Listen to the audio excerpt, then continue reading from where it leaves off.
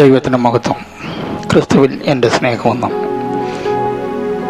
ഇത് അവൻ്റെ ശബ്ദം നിങ്ങൾക്കായി. സ്വർഗരാജ്യത്തിൽ കടക്കുന്നത് അത്ഭുത പ്രവൃത്തികളോടെ അല്ല. മത്തായി 7:21. എന്നോട് കർത്താവേ കർത്താവേ എന്ന് പറയുന്നവൻ ഏവനുമല്ല, സ്വർഗസ്ഥനായ എൻ്റെ പിതാവിൻ്റെ ഇഷ്ടം ചെയ്യുന്നവനത്രേ സ്വർഗരാജ്യത്തിൽ കടക്കുന്നത്. സ്വർഗരാജ്യത്തിൽ ആരാണ് കടക്കുന്നത്, എങ്ങനെയാണ് കടക്കുന്നത് എന്നൊക്കെ കർത്താവും അപ്പോസ്തലന്മാരും പഠിപ്പിക്കുകയും വിശുദ്ധ വേദപുസ്തകത്തിൽ രേഖപ്പെടുത്തി വയ്ക്കുകയും ചെയ്തിട്ടുണ്ട്.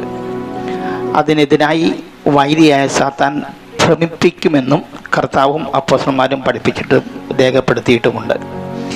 എന്നിട്ടും വചനം നല്ലവണ്ണം അറിയാവുന്ന വിശ്വാസികളും പാസ്റ്റർമാരും അത്ഭുതങ്ങളുടെ പിന്നാലെയും അടയാളങ്ങളുടെ പിന്നാലെയും ഓടിക്കൊണ്ടിരിക്കുന്നു. കർത്താവ് അത്ഭുത പ്രവൃത്തികൾക്കായി വേണ്ടി മാത്രം അത്ഭുതങ്ങൾ പ്രവർത്തിച്ചിട്ടില്ല. കർത്താവിൻ്റെ അത്ഭുതങ്ങൾ താൻ ദൈവപുത്രനാണെന്നതിൻ്റെ അടയാളമായിരുന്നു. ഇന്ന് വീര്യപ്രവൃത്തികൾ ചെയ്യുന്നവർ എന്തിനാണ് അത് ചെയ്യുന്നത്? ആര് എന്താണെന്ന് തെളിയിക്കുവാനാണ്. തങ്ങളെ തന്നെ ഉയർത്തുവാനും കാശും പ്രശസ്തിയും ഉണ്ടാക്കുവാനുമല്ലാതെ എന്തിനാണ്?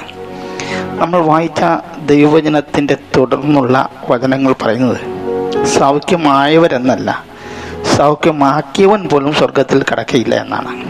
വിശ്വസിക്കാതെയും മനസാന്തരപ്പെടാതെയും എല്ലാം അത്ഭുതങ്ങളും ചെയ്യുവാൻ കഴിയും. കാരണം വെളിച്ചദൂതൻ്റെ, അതായത് ക്രിസ്തുവിൻ്റെ വേഷം പോലും ധരിക്കുന്നവൻ സാത്താൻ. 2 കൊരിന്ത്യർ 11:14.